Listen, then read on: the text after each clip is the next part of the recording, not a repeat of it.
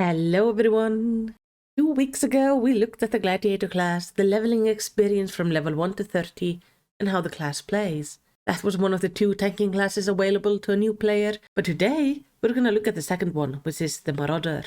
I have sadly been quite sick over the past 2 weeks, so if my voice sounds kinda nasally and odd, that is because I've been quite sick.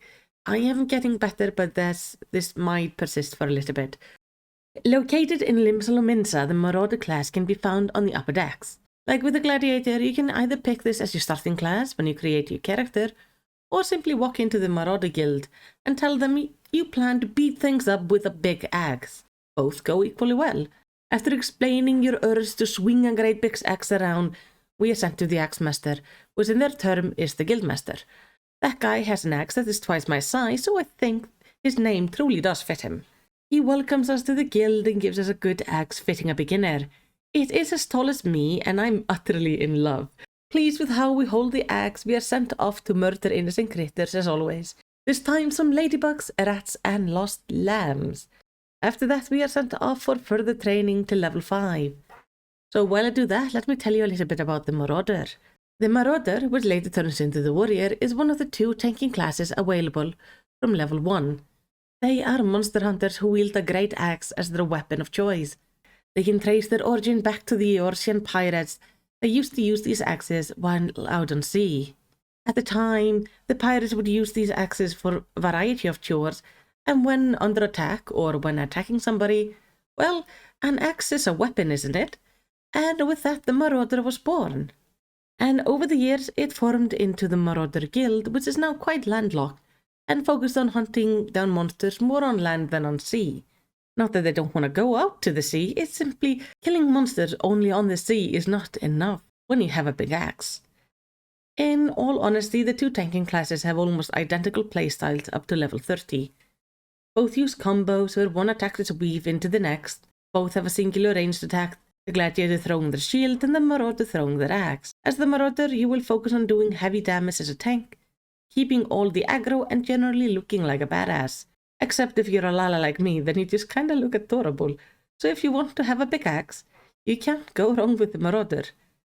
As we return at level 5, Virnsson, our axe master, sends us downstairs to talk to Brondbar for some traditional Marauder training. This training method seems to be splitting rocks with our axe. We are to meet with yet another person named Ul'dah, and they will teach us the right movement for this act. Ul'dah instructs us how to break the boulder with our heavy swing, and lo and behold, we do so. After smashing several rocks, we return to the Axemaster, who sends us on our first official guild business. Under the watchful eye of the Axemaster's sister, we are to take care of some annoying crabs harassing the people up around the Red Rooster's den. When we reach the cave where the crabs should be, they're not there. But just then, Netter, the farmer at Red Rooster, comes running over. His grandson has been surrounded by the crabs, and we must save the boy.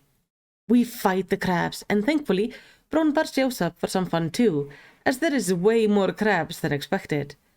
As we wipe out these nasty critters, we talk to the boy and his grandfather. We learn the boy's parents were killed by some nasty beast in the area, and he wants us to kill the thing. We promise the guild will look into it, and then head back to Limsa to report back to our Axemaster. He does confirm there is a wild, dangerous beast in the area. We are to uphold our promise to the boy and personally slay the beast. But for that, we have to get stronger. So that is what we will do. We will train, and we will get greater and stronger till we can bring the boy's vengeance he deserves. So we level up to level 10 and return for more training. Virnsson tells us that he has gathered information about the beast's secret the boy asked us to slay. The beast is called Kujata, and this beast is massive and strong, so we must train to beat it. This makes sense, as I will have to work extra hard to hit this thing, probably because of my height. We are sent to blind iron mines to slay some Galagos as training. Perhaps not as big as our quarry, but definitely annoying and worthy opponents for training. With 3 dead, we return to the guild. When we return, we hear that Kujata, our new arch-nemesis, has trampled over some merchant wagons. With all the wares spilling on the ground, the hungry beasts are starting to approach. Knowing the farmers desperately need these wares taken to the market, and the financial loss would be noticeable, we head out again to defend these wares. We take down the beast and keep the ware safe before returning to the guild once more. Now, as I decided to kill this beast, I feel personally responsible to minimize any damage I cause till I can slay it. Thankfully, our Axemaster agrees. So now we are to head out and train even more. So off I go to do just that. Returning at level 15, we are wearing an outfit that is just very not Lala appropriate, to be honest. This time we are to head to Aleport to kill some creatures. Not Kujata, but something hopefully bigger than the monkeys last time. Also, we will meet a hunter there to help us find the creatures. Though honestly, if big dangerous creatures are prowling about, shouldn't I be able to find them myself? Well, no matter. Some creatures want an axe to the face, and I intend to deliver. Renfred the hunter tells us the beast is named Padre Patan, and all we need to do is to go to a hill in the Skull Valley and whistle. And the beast will just come running to us. It sounds like a very well-trained beast, but I guess to each their own. Off we go to whistle, and lo and behold, the beast shows up. We strike it down quickly before returning to the guild, proudly with a bloody axe in hand. Vincent is pleased to tell us we must now learn to unveil the untapped power of our axe. To do that, we return to Skafirm at the banks of the Ageless River. There I meet him, expecting to learn some great secret. Instead, he makes us break a bigger rock than before with our axe, before sending us back. These guys really like breaking rocks with their axes. I wonder if they ever heard about pickaxes. When we return, the Axemaster has a new technique for us. And this one is amazing. We are to take and throw our axe at people. I'm so happy. This is going to look so funny with my tiny self and my big ass axe. Well, off to throw the axe at some innocent critters till I get to level 20. Returning again, I am now pumped to kill this monster. As we talk to the Axemaster, we learn that the boy has gone missing.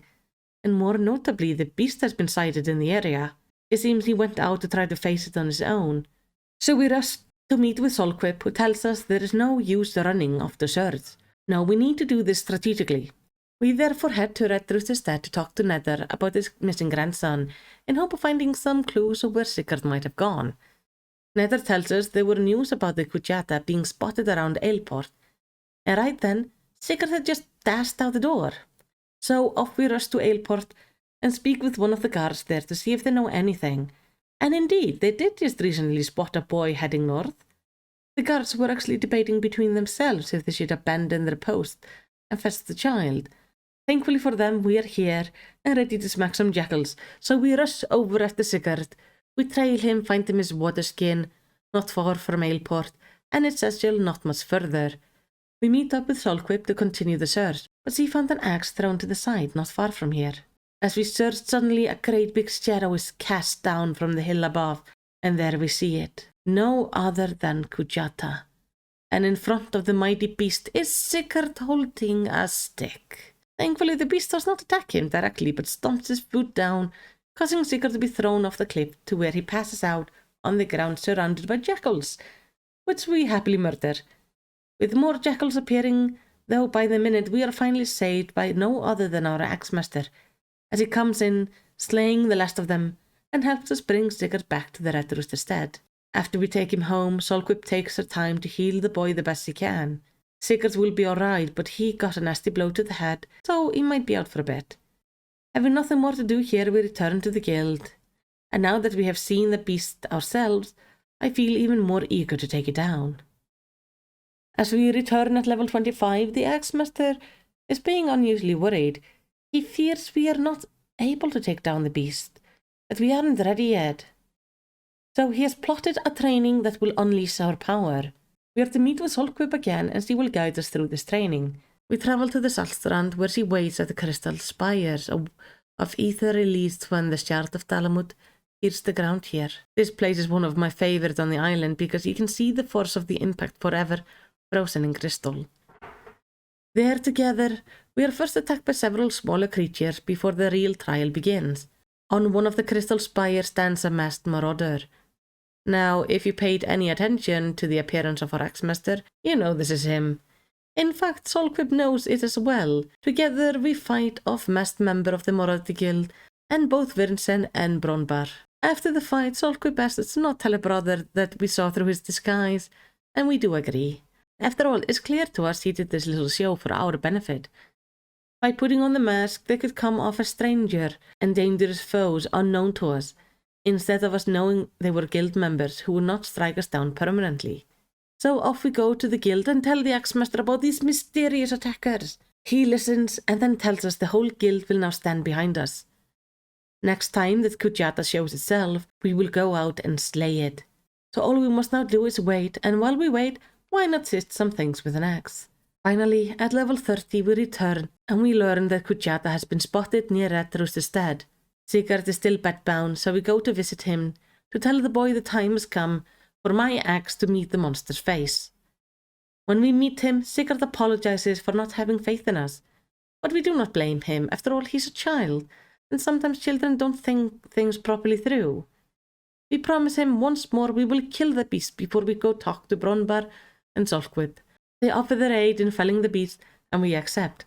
Kujata has come through this area leaving a trail of destruction, so we simply follow it to the beast, and there we finally find it. At the end of the trail, Kujata awaits us for the final time. What follows is a glorious battle of a mighty beast and a tiny Lalafell the size of his toe. But in the end, Kujata falls, and as we turn to look at our allies, we see that the Axemaster has brought old Nether and Sigurd here to witness our victory. At last, Sigurd won't have to fear this beast taking any more of his family from him. He thanks us, and then asks if he could one day become Marauder like us.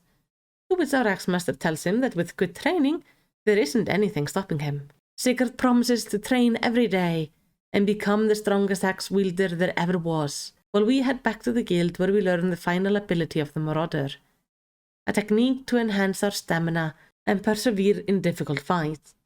And with that, our story as a Marauder ends. The next quest would open up the warrior class, something we will have to explore at a later date. I honestly really enjoyed this quest line. It was nice having a very tangible set goal, to simply have a target and to be working constantly towards getting strong enough to beat it. It felt very fitting for a guild of monster hunters, and actually quite rewarding at the end. I do hope you enjoyed this video. Tell me, of the two tanking classes we've played, the Gladiator and the Marauder, which do you prefer? Let's talk about it in the comments, but for now, I hope you have a lovely day.